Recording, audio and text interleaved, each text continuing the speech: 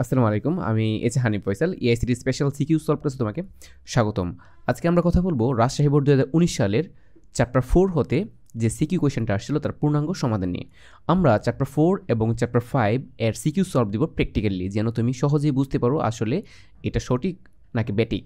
কারণ অনেক গাইড বই বা অনেক ভিডিওতে কিছু টুকটাক ভুল থাকে, যে ভুলগুলো তুমি নর্মালি বুঝতে পারো না, কিন্তু যদি আমরা প্র্যাকটিক্যালি সলভ করি তাহলে তুমি সেই বিষয়গুলো খুব ভালো করেই বুঝতে পারবে। ওকে, তাহলে দেখো প্রশ্ন ছিল এটা দৃশ্যকল্প 1, যেখানে লেখা আছে welcome ICT lab, welcome ICT lab দুইবার, এবং এ 2 মানে নিচে সাব, এবং বি স্কোয়ার মানে পাওয়ারে সুপ।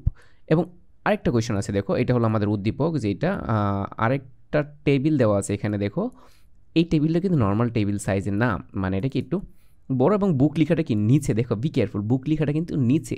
তুমি চাইলে কিন্তু নর্মালি এলান দিয়ে লেখাটা নিচে আনতে পারবা না। ওকে, এবং বুক এবং বইয়ের একটা নাম আছে book dot JPG, no problem.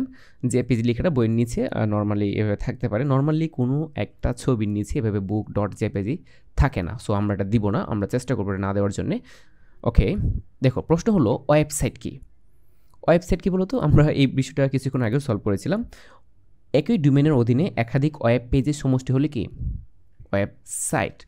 Second question হলো যে ডোমেন নেম অদ্বিতীয় ব্যাখ্যা করো। তুমি এটা কীভাবে ব্যাখ্যা করবা, এই বিষয়ে আমরা আমাদের চ্যাপ্টার 4 এর বর্ণনামূলক ক্লাসে ডিটেলস কথা বলেছি। ওকে, তো আইপি অ্যাড্রেসকে সহজে ব্যবহার করার জন্য ইংরেজি অক্ষরের কোনো একটি নাম ব্যবহার করা হয়, তাকে আসলে আমরা ডোমেন নেম বলি। আর ক্যারেক্টার ফর্মে দেওয়া কম্পিউটার এরোপ নামে অ্যাকচুয়ালি কি ডোমেন নেম। প্রতিটি ডোমেন নেম ইউনিক, এবং এর সাথে একটি ইউনিক আইপি অ্যাড্রেস বরাদ্দ থাকে। তুমি এটা ভালো করে মাথায় রাখার চেষ্টা করবা।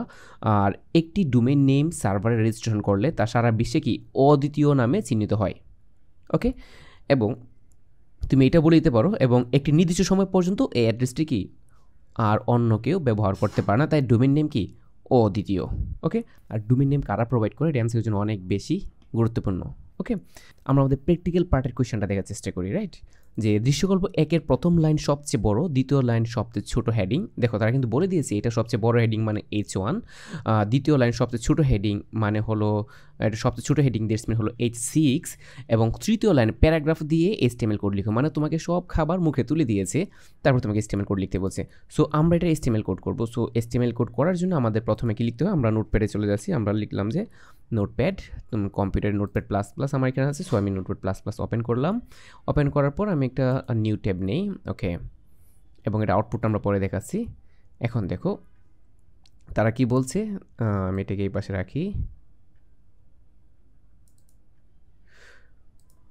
প্রশ্নটা হলো ওয়েলকাম এটা, হ্যাঁ। তো দেখো আমি একটু তোমাদের জন্য জুম করে নিচ্ছি। ওকে,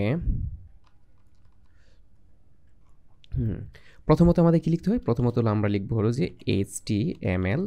ওকে, প্রথমে আমরা লিখলাম HTML, দেন আমরা কি লিখবো, আমরা সরাসরি লিখে দিতে পারি যে বডি। তো পরীক্ষা হলে বডির আগে তুমি চাইলে হেড টাইটেল এগুলো ইউজ করতে পারো, আমি ইউজ করলাম না।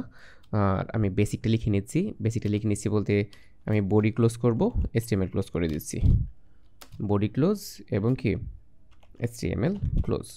তারপর দেখো এখন তারা কি বলছে, উদ্দীপকের প্রথম লাইনটা আমার কী করতে হবে, সবচেয়ে বড় হেডিং বলে কোনটা, আমরা লিখলাম যে H1।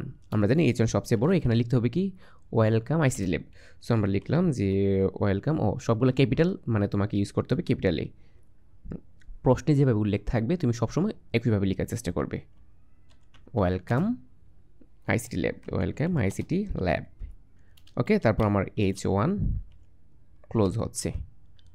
সেকেন্ড দেখো তারা কি বলছিল যে এই দ্বিতীয় লাইনটা দ্যাটস মিন হলো যে এই লাইনটা, এটা হবে সবচেয়ে ছোট হেডিংয়ে। দেখো সবচেয়ে কি বলছে, দ্বিতীয় লাইন সবচেয়ে ছোট হেডিংয়ে, তৃতীয় লাইন হবে প্যারাগ্রাফে। বেশ ভালো কথা।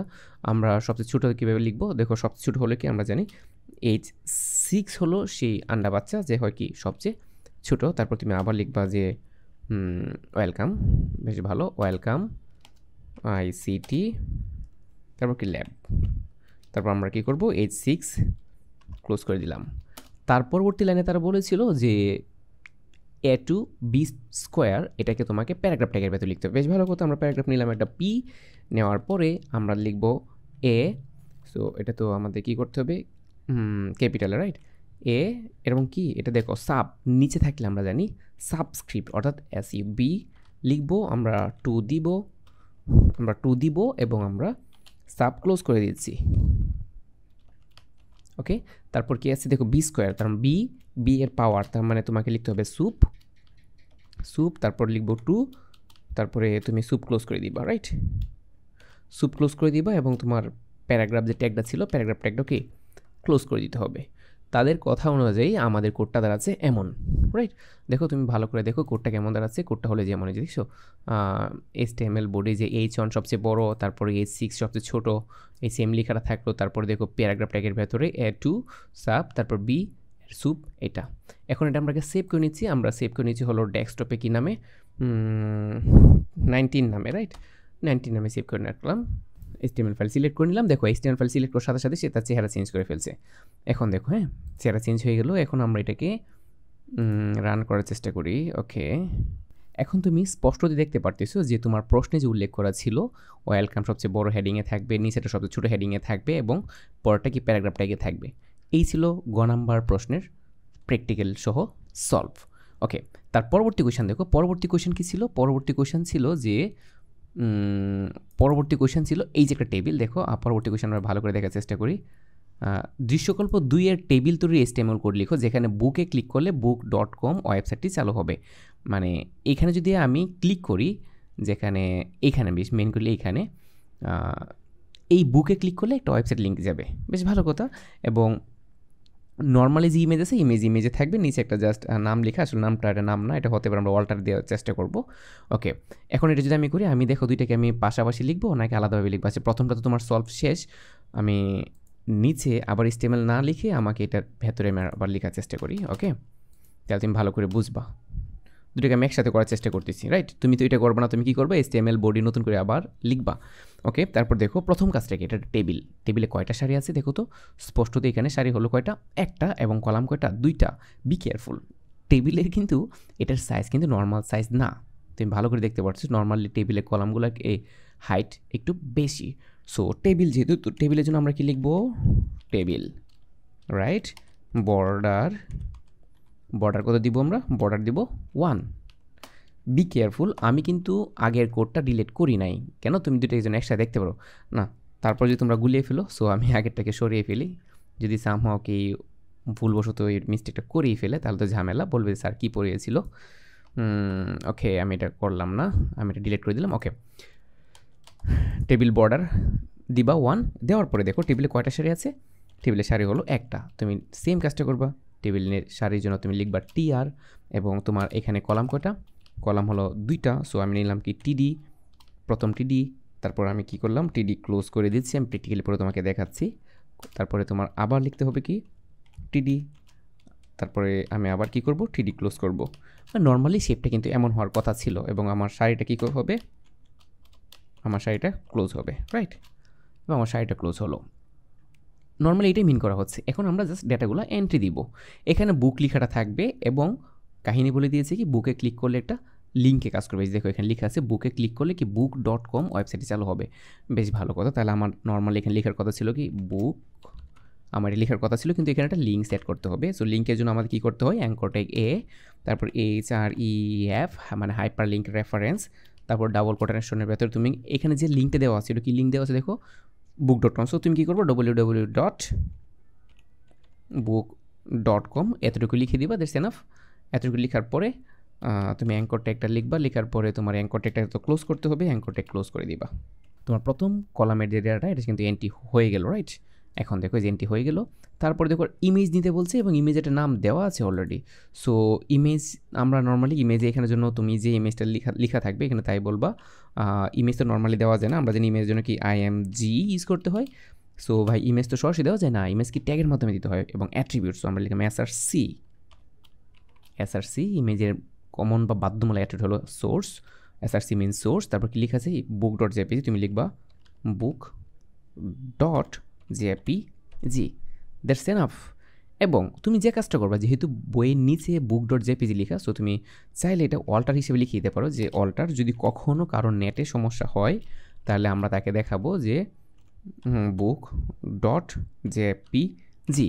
কিন্তু যদি কখনো কোনো গাইড বই বা ভিডিওতে দেখো যে বুকের নিচে book.jpg লেখাটা প্রিন্ট করা, বা দ্যাটস মিন হলো যে এই মানে এখানে যদি লেখা থাকে এখানে, তাহলে তুমি আমার ব্যক্তিগত সাজেশন হলো এটা কখনোই আমরা করবো না, কারণ নর্মালি ছবি নিচে book.jpg টাইপের লেখা থাকে না, রাইট?